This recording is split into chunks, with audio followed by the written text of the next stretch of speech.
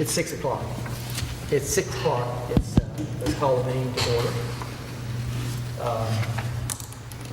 You want to start off with the roll call? Oh, no, I guess we've already done the evacuation. Yes, sir. Let's see if it works.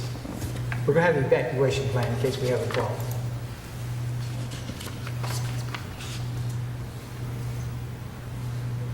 We'll get this one day.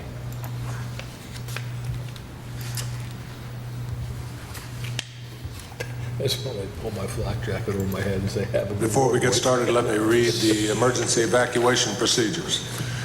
In the event of an emergency evacuation, an alarm will sound.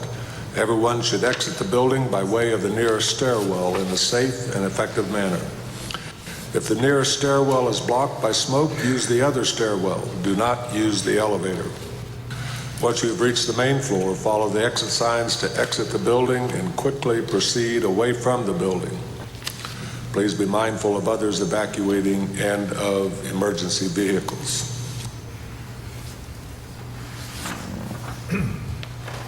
Okay, let me explain the meeting process. If you haven't been here before, we'll have a roll call of the members that are here. And then we'll go into approval of the minutes of the last meeting. And then we'll go into the items on the agenda. Did you have an opportunity to receive a copy of the agenda? It's on the table over there. Over here. So there's some on that table over there if you'd like to have it. And then as we get to each of the items on the agenda, Thomas will read a very brief description of it. And then the board will ask if there's anyone here in favor of that request, and we'll have a discussion about that. And then we'll also ask, is anyone here opposed to that request? And we'll have a discussion about that. And then the board will have a discussion and then vote to either approve or deny the request. So that's the process tonight. So the next item is for roll call. Joe Everett, Here. Bruce Damrow, Here. Larry Chesney. Here. I thought she said Hedrick. It's okay, we have a few more too, you know. Okay, the first item on the agenda is to review the minutes of our February the 2nd meeting. Do I hear a motion to approve it, or do you have items on it you want to change? I move that we accept it as published. Okay, do I hear a second? Second. All in favor, aye? Aye. Okay, that's approved. The first item tonight is a variance to the design requirements for a storage building on 110 Garnet Lane. Thank you, Mr. Chairman, Board. As if you'll remember at last month's meeting, this item came before you as a variance request to our design guidelines. A little bit of history. The site plan was approved by the Planning Commission, subject to the approval of a variance from this board specific to the design. At that time, there was a lot of discussion last month's meeting about the design requirements. Since then, staff, as directed by the board, spoke with the City of Maryville just to get their opinion on it, and you know, they didn't have any specific concerns since it's not actually in their jurisdiction. They sort of echoed what my opinion was, that if they were to annex the property in the future, whatever zoning that it would be taken into at that point, it would just be, most likely it would be non-conforming to their zoning, just as if we were to change a zoning district, or if we were to, you know, like when we adopted zoning, everything we took in for the most part was non-conforming to zoning. So no specific concern from the city with regards to that. I've also spoken to the applicant, and he is here tonight to answer any questions that you all might have, and that's it. Okay, anyone here in favor of this request? Please step up to the microphone and tell us your name, please. All right, my name is Fred Walker. I'm the owner of Maryville Top Shop. Anything you want to add to what Thomas has briefly shared with us? No, I guess the only thing that I could add as I was just getting in my truck tonight, I looked across the street at McMahon's, and they have several of these buildings over there across the street from where I'm asking to have this one put up. Other than that, I can answer any questions that you've got.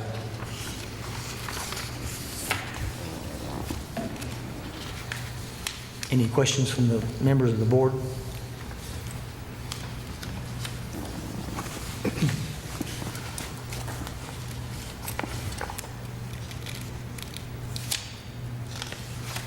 I don't have, the only question I ask is,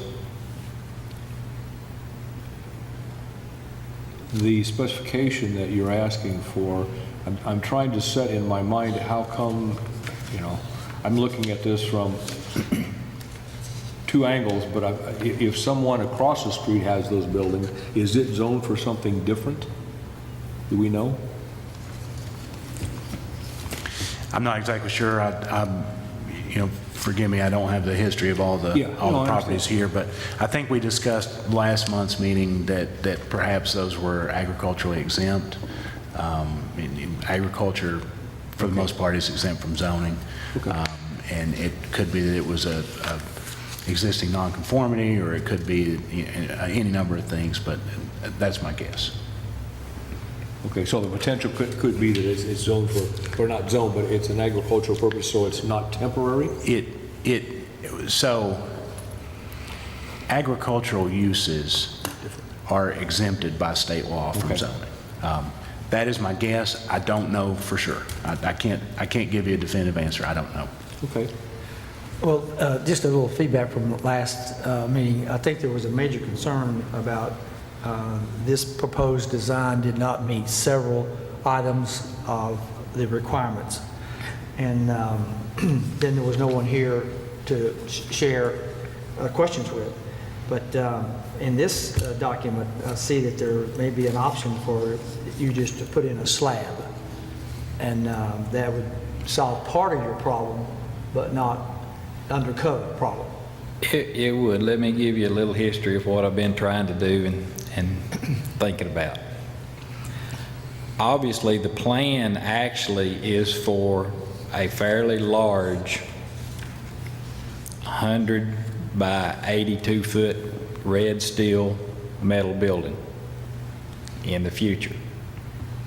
So what I was trying to do at this time, because I don't necessarily have the cash or want to take the chance of building this big, huge building at this moment, I was going to put in half of the slab, and it is designed and engineered for the red steel building, and then just put this canvas or whatever tent building over this half of the slab, basically is temporary, more or less until we finish the entire building. Our issues are we're trying to take care of our customers because we're going to be storing these granite slabs in there, so my customers don't have to try to look at them in the rain and the snow and all the bad weather. And I have some of the ladies complain that the gravel out there is tearing up their high heels or stuff like that. And so this was my least expensive that I could come up with option to try to get my slabs out of the weather, to try to make it nicer experience for my customers. So that was my goal. Now, yes, I thought about it after I talked with him. I forgot what my issue was with just putting in the slab. If I just put in a flat slab and then it rains and snows or freezes and I have puddles in there, then I have a dangerous situation for my customers. And so that makes me nervous too. And so that's really why I'd like to have my slabs covered up to keep them out of the weather. I have $150,000 worth of inventory that I need to put inside instead of standing out in the weather. And I'd like for my customers to have a better experience instead of standing out in the rain. And that's basically the only reason I'm trying to get this done. So putting in the slab alone for you now is not an option? It's probably not an option. Okay. But, you know, I will shoot myself in the foot right here if you want to. My other option, I guess, if y'all don't want me to put this up, is I'm not putting anything up, and I'll just finish graveling my yard, and I'll buy me a four-wheel drive, all-terrain forklift that I can travel around in the gravel. So it's not that I have to have this building. I just thought it was be a lot better for my customers, and obviously that's what I'm trying to do, is help my customers have a better experience in shopping at our shop. Okay. Any other questions or discussion from the members?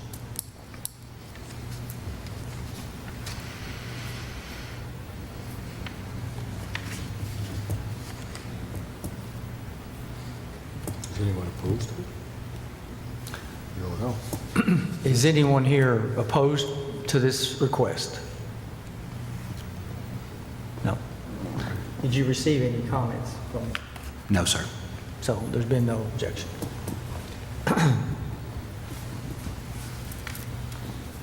The one issue I have with it is if we approve this, I'm not sure how we would ever decline any other non-conforming request. That was one of the concerns looking at this. That's why I asked the question about if that is agriculture over there. And if you set a precedence of doing one, then you run the risk that you can never, we can't follow. I mean, you can, but there's questions come out of how come you approved one and not another. So you guys aren't bound by precedent. Each case is separate? Is on its own merit, should be treated on its own merit. So you're not bound by precedent in that regards. If you're inclined to deny a variance, you should point it back, your reason for denial, and call it out specifically, and tie it back to something in subsection G. Those three things are that that granting it would materially endanger the public health or safety, or that granting the variance would substantially injure the value of adjoining or abutting property, or that granting the variance would not be in conformity with the purpose, intent, or goal of this resolution being the zoning ordinance. Well, you listed in your outline 2 or 3 areas where it doesn't meet the criteria for the design of the building in that area. That's correct. That's why that's why he's requesting the variance, is because it does not meet the ordinance. So like, for example, the exterior walls don't meet the minimum requirements that you have. That's correct, but Okay. that subsection G, it's talking about not the letter of the code, because that's what a variance is a relief from the Relief letter of from the that, code, yeah. but from the purpose, intent, or goal of the zoning. okay. So the overall goal, whatever your impression of what that is. Okay, all right. That's what I thought.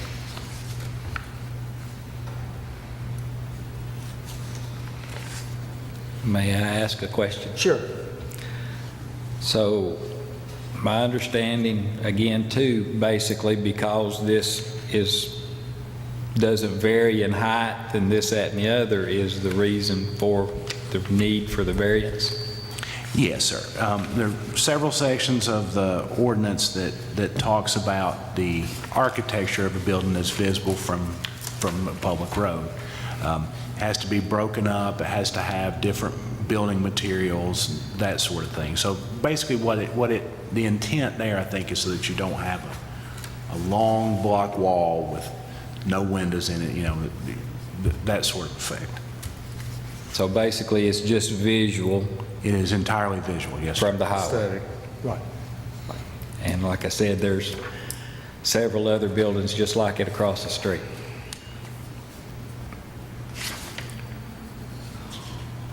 So you list here at least 50% of the wall surfaces to be non-metal, 5% be glass, and it has to be not to be straight. That was in here somewhere. Had to have an offset somewhere. Correct. And like I said, this building's just temporary. I think the issue with that is that a month or 10 years? And we don't, Probably 3 years. but once you approve it, there'd be no Could way, be, you yeah. can't do anything about it. So there's three things, the bottom of page 1, the buildings to be staggered with changes in surface planes, 50% of the wall surface to be non-metal, and inclusion of glass is 5%. Are the three things that I'm picking out of this. Are there others more than three? Those are the main ones, sir. I thought there was something about a window. Glass. That's the Yeah, glass. So right. that's where they get the glass. Yeah. I have a question. I'm assuming that this building is going to have a front and rear end. Yes. Is it going to be, is the side, the long axis of the building, what's going to be visible from the street, or will it be one of the other ends? Well, if you're talking about 321, if that's the street, that either Garrett Lane or 321, it would be the long side that would be visible. Be the long axis of the building? Sir, the way the ordinance is written, it's visible from any street, so you kind of have to take that into consideration on both Garrett and the highway. Well, I guess 321 would be my main concern. Garrett Lane, the apartment building doesn't look any worse than his place. I mean, his place doesn't look any worse than the apartment building. So Garrett Lane. But 321, and that's a main interest to the Smokies, that would be my concern. All right, any other discussion, or do I hear a motion? Do you have any other comments, Tom? No, sir.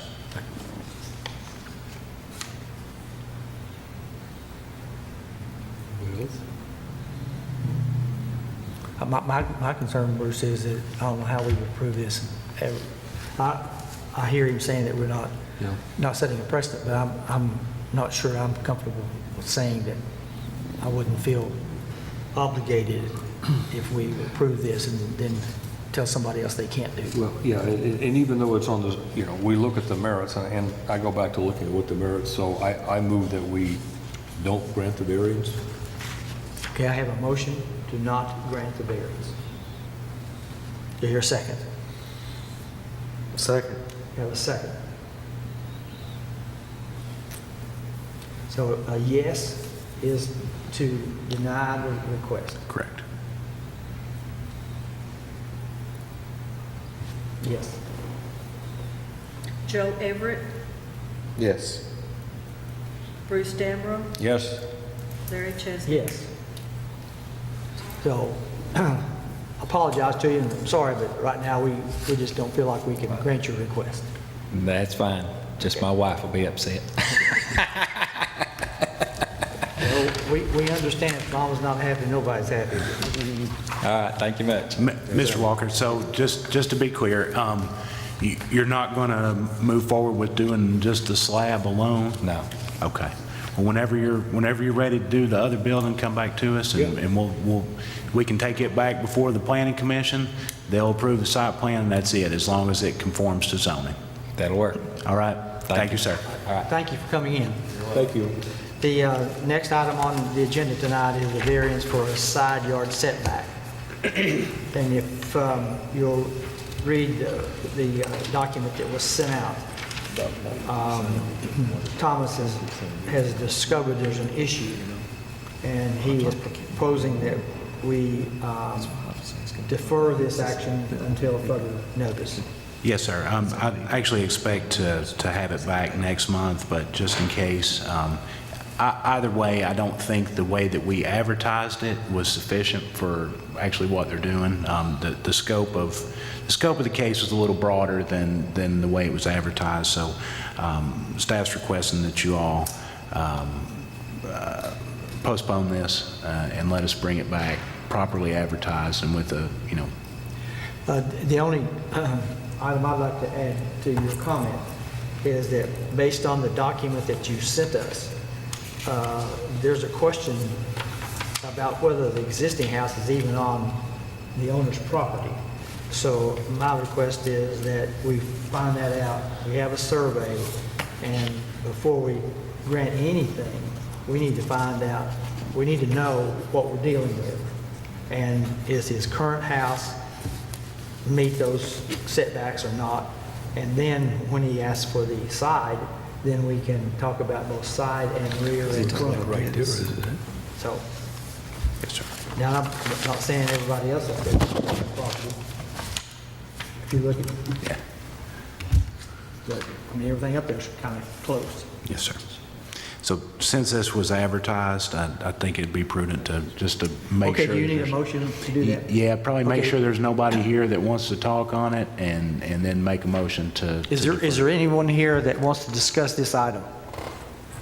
Okay, I need a motion that we would defer this to a future meeting after these items are presented to us, such as a survey, and we know where the boundaries are and the current house, where does it sit, and his new request, how would it be impacted by that survey?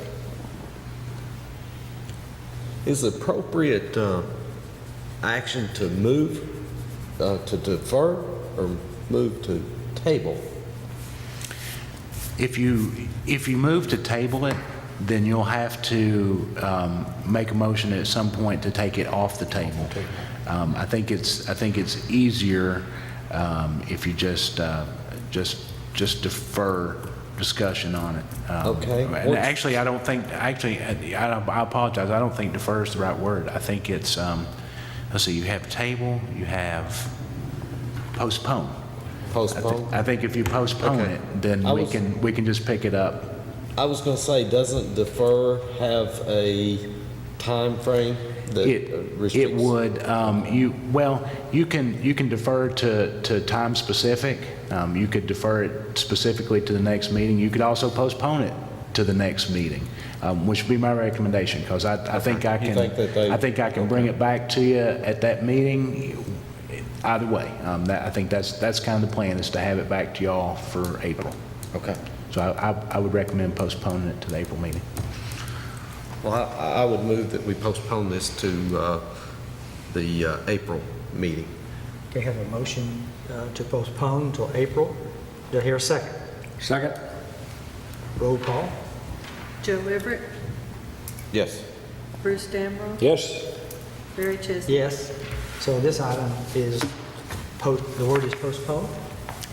I think that's right, yeah, postpone. Put postpone down on there.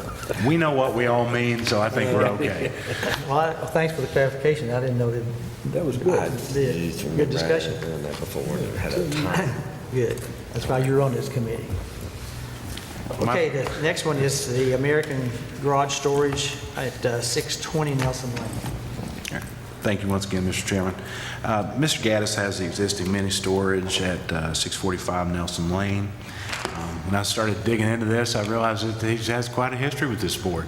Yes, I have. And so, in fact, just in October, John Lamb brought it before you guys to approve the last expansion of the facility over there at 645. The history goes back a lot further than that. Looks like 06, 14, and 15. It had actually gone to the Planning Commission, and I believe in error. I agree with John's interpretation that it should actually be before this board as a special exception because it's not a use that's listed explicitly that is permitted in the commercial zone, and so then it falls into that catch-all, anything else. And so that was the appropriate action, and at that time last year, y'all approved the last expansion plus acknowledged the approval and acknowledged that the Planning Commission had done sort of what you all would have done too. So we got everything square there. Now, this item that's before you tonight is on the property next door. It's all still the same facilities, has different addresses on another piece of property. Correct. But the request this time is not for enclosed storage, but rather for open storage for RVs and boats and that sort of thing. And so you do have the site plan as part of your packet.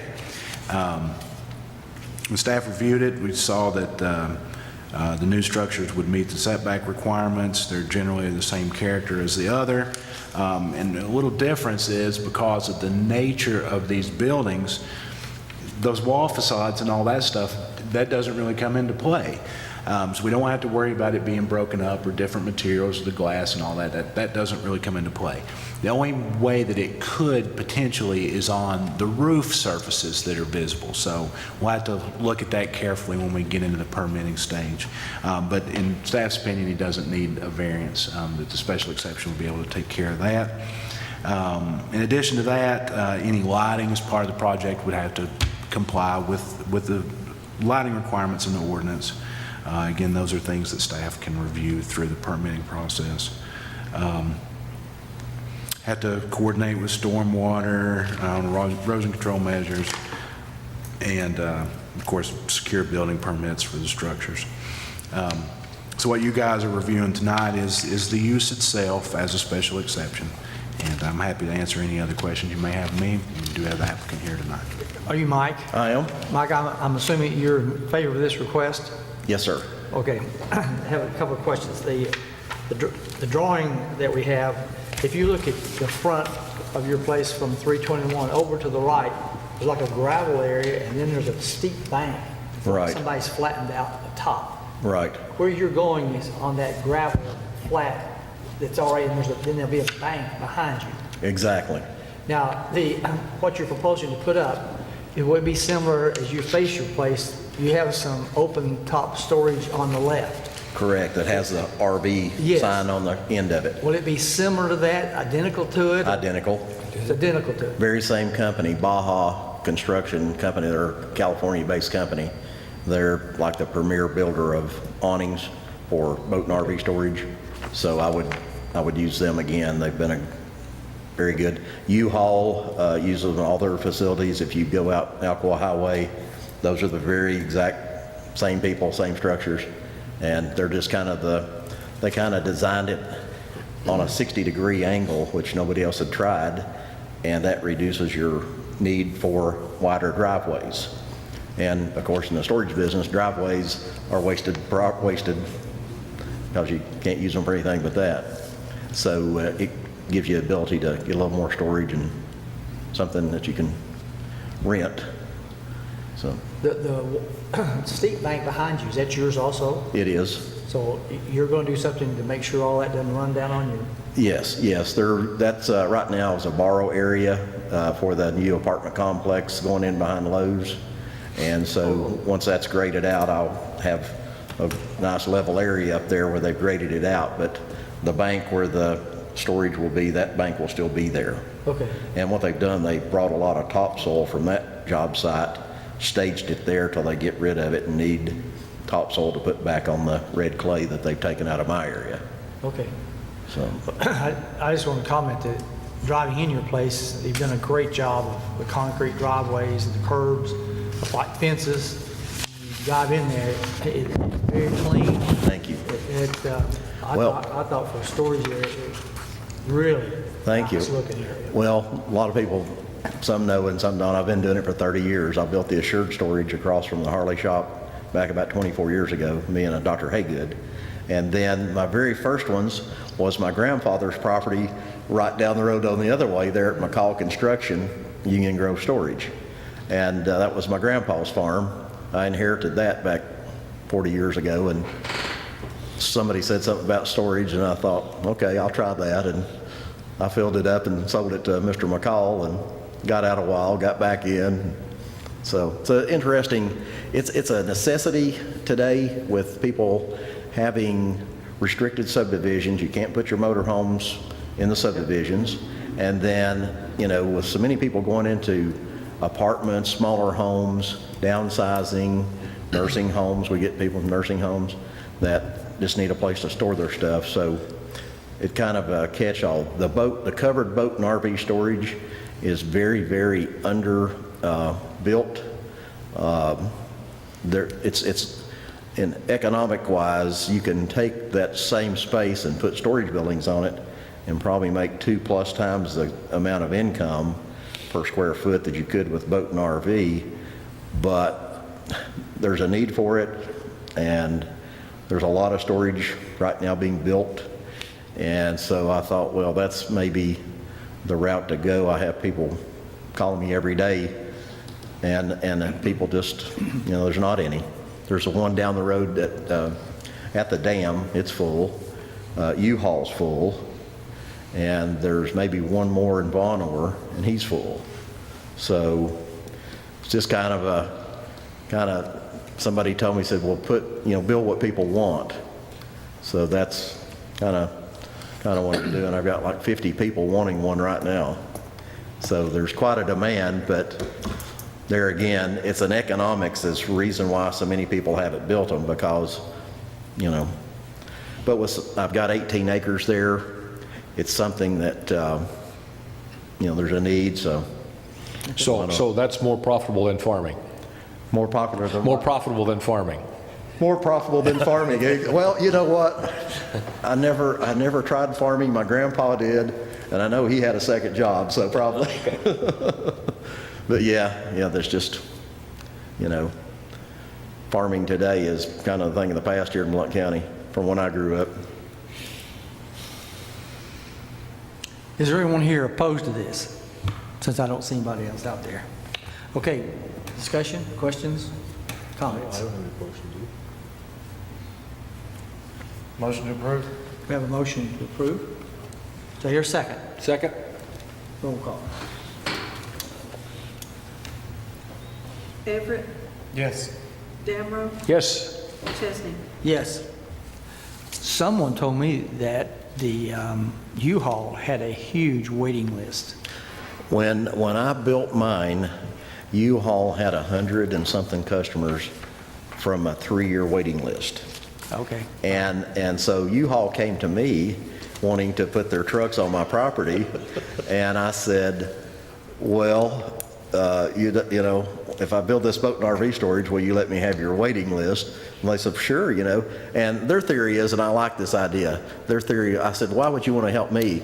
And they said, well, if we help somebody else, find storage, we've helped people. If we don't have it and we can help them find it, then we've helped somebody. And I like that idea. Yeah. So in the storage business around, I've been doing it for a long time, and I know a lot of the people in it. So if I don't have something, I tell the customer, call this place, or I'll call for them and say, hey, do you have any storage? So, and right now we're in a really, Blount County, as you guys know, is in quite of a boom. And so there's a lot of people coming here from everywhere that have literally quit their jobs and came to Blount County. And I'll talk to them, and they said, well, we heard there's a great place to find a job. So we packed up and moved to Maryville, Blount County. So it's good things happening in Blount County right now, in the whole area. I was in the military. I sponsored a lot of foreign Air Force members to come over, and they would ask what those buildings were. I said, those are storage buildings. For what? For stuff that we have. And they said, you have so much stuff, you have to have storage buildings. America. Yeah. They couldn't grasp that. I said, well, only in America. It's amazing, isn't it? It is. Well, when we moved back here from Pennsylvania, we used a storage unit for a year while we were building the house, couldn't get all our stuff in Yeah, but there. just for them, it was like, they just don't, that doesn't compute, because land is at a premium there, and they don't keep a lot of stuff. They go to the grocery stores every day. Yeah, well, it's an evolving industry in so many different ways. The next boom I've heard in the storage business is where you actually will store stuff for people and have pickup and delivery. Like, say, a person lives in a condo or an apartment, and they don't have room for their sporting stuff or whatever. Well, we'll come and pick it up for you for a small fee for the pickup and delivery. And then there's a 2-hour window or whatever, they'll get it to you or whatever. So that's the next trend coming in the storage industry. So you're going to see a thriving industry, I think, in that business someday. Full service storage, yeah. Okay, a couple items. You left this on our table for a reason, I assume. Yes, sir. As just a reminder of an Thank you. upcoming... Thank you all very much. Thank you, Mr. Gaines. Thanks. See you, Mike. Have a good day. See you. Just a reminder of an upcoming training opportunity at the end of this month. If you guys are interested, it is free. The session that would be applicable to you guys would be the one on the 30th at 9 o'clock. You would get an hour and a half of training there. It's on Gay Street, if you're interested. And I'm also, continually looking for training opportunities. It's already March, which is hard to believe, but we got to stay on top of it. And I am investigating some potential online training opportunities, which. So which one was it again that would count for us? The 30th? The March 30th at 9 a.m. For elected and appointed officials. That'd be the right one for you guys if you're interested. I don't think there's even an RSVP or anything for this. You just show up. And if you do decide to go, hopefully they'll give you something proving that you've been there. And if not, I'll take it at your word. History Center on Gay Street, is that, It's on a corner, isn't it? I was gonna say, is it on a corner and got? Yeah. Across from the Tennessee Theater? Yes. Isn't that where that is? I think so, yes, sir. Yeah. All right, The other thing that we need to put in the minutes, Marlene needs to get an honorary degree in herding cats. We'll work on that. She does. She does. And we just had a little panic today whether or not we were going to be able to get a She did a quorum, great but job. she did indeed. Otherwise, we'd have walked in here and not known whether we were on first or second. Anything else you guys have before we adjourn? Move we adjourn. Second. All in favor, aye? Aye. We adjourn. Thank you very much, Marlene.